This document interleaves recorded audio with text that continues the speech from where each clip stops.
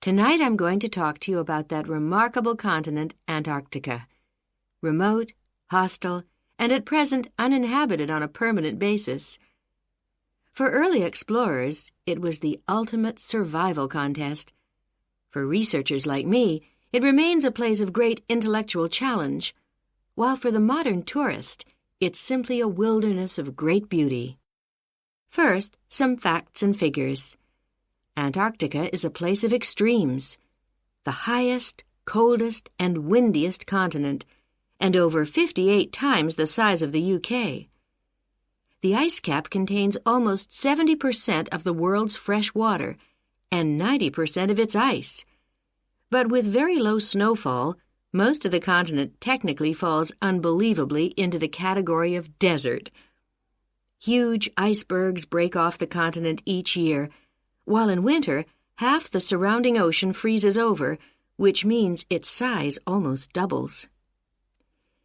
Research and exploration has been going on in Antarctica for more than 200 years and has involved scientists from many different countries who work together on research stations.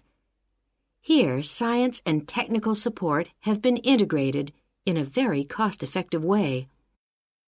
Our Antarctic research program has several summers-only stations and 2 all-year-round ones. I was based on one of the all-year-round ones. The research stations are really self-contained communities of about 20 people. There's living and working space, a kitchen with a huge food store, a small hospital, and a well-equipped gym to ensure everyone keeps fit in their spare time. The station generates its own electricity and communicates with the outside world using a satellite link. Our station, 01, had some special features. It wasn't built on land, but on an ice shelf, hundreds of meters thick. Supplies were brought to us on large sledges from a ship 15 kilometers away at the ice edge. Living in the Antarctic hasn't always been so comfortable. Snow buildups caused enormous problems for 4 previous stations on the same site, which were buried and finally crushed by the weight.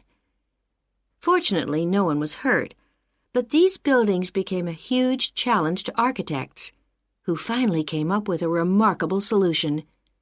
The buildings are placed on platforms, which can be raised above the changing snow level on legs which are extendable.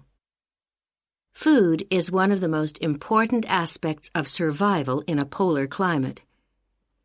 People living there need to obtain a lot more energy from their food, both to keep warm and to undertake heavy physical work. Maybe you know that an adult in the UK will probably need about 1,700 kilocalories a day on average. Someone in Antarctica will need about 3,500, just over double.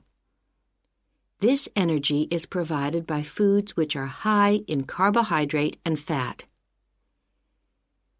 Rations for field work present an additional problem.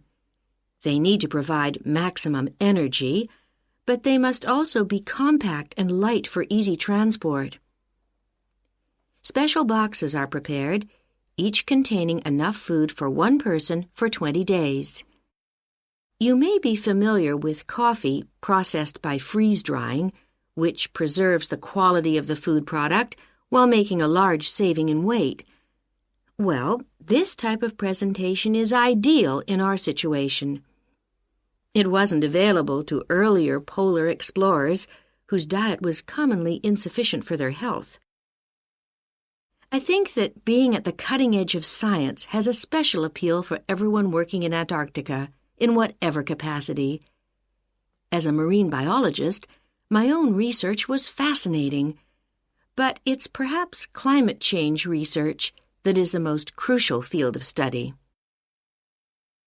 Within this general field, surveying changes in the volume and stability of the ice cap is vital, since these may have profound effects on world sea levels and on ocean currents. A second important area is monitoring the size of the hole in the ozone layer above Antarctica, since this is an indicator of global ultraviolet radiation levels. Thirdly, bubbles in the ice sheet itself provide an index of pollution because frozen inside them are samples of previous atmospheres over the past 500,000 years, and these provide us with evidence for the effects of such human activities as agriculture and industry.